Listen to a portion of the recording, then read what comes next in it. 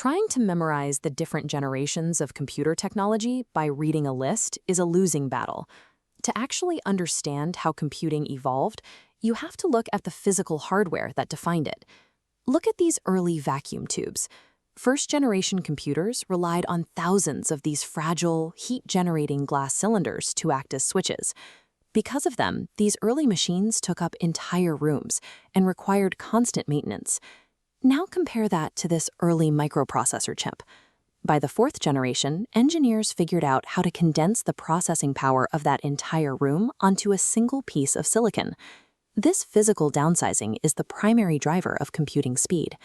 By shrinking these switches, we've reduced the distance signals must travel and the heat they generate, dictating the power of every device we use today. To see how those switches handle information, we can look at this split-screen comparison of computer memory. On the left, we have primary memory, acting like a small, high-speed desk where you do your active work. On the right is secondary memory, a massive, slow-access filing cabinet used for permanent storage. Looking closer at the active desk side, you'll find two main types of RAM. Static RAM, or SRAM, is incredibly fast and holds data without extra effort. Dynamic RAM, or DRAM, is denser and more common, but its capacitors leak energy and require a continuous refresh to hold on to their data. Notice what happens when the power cord is unplugged. The data on the RAM side instantly vanishes. That makes it volatile. But the data locked in the hard drive and the read-only memory stays exactly where it is. Confusing these memory types is a major trap in technical exams. If you anchor your understanding to that desk analogy, you'll automatically know which memory is temporary and which is permanent. Once you have data stored and processed, you have to move it. But connecting billions of devices creates total chaos without strict traffic control. At OSI Layer 1, a hub blindly broadcasts data to every connected device. Upgrading to an OSI Layer 2 switch routes a single data packet directly to a specific MAC address. Finally, a Layer 3 router uses IP addresses to navigate the broader internet. If two networks are running on completely different communication standards, a gateway acts as a protocol converter, allowing these dissimilar systems to exchange information.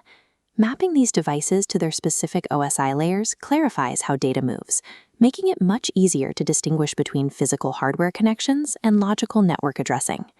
That same need for structured logic applies to the latest software frontiers. We use artificial intelligence broadly to describe any machine designed to perform tasks requiring human intelligence. Machine learning sits inside the broad AI circle. Instead of explicit programming, it identifies patterns in massive data.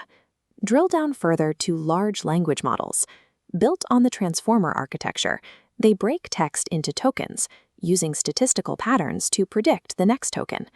Viewing AI through these nested layers, from broad intelligence goals to token-based prediction, replaces a vague buzzword with a clear mechanical hierarchy.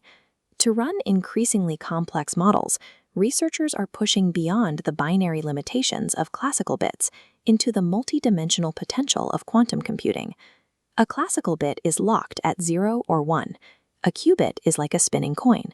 Through superposition, it exists as both simultaneously. Link two qubits together through entanglement, and one instantly reveals the other, regardless of physical distance. Algorithms like Shor's algorithm use these principles for integer factorization, a process capable of cracking modern cryptography.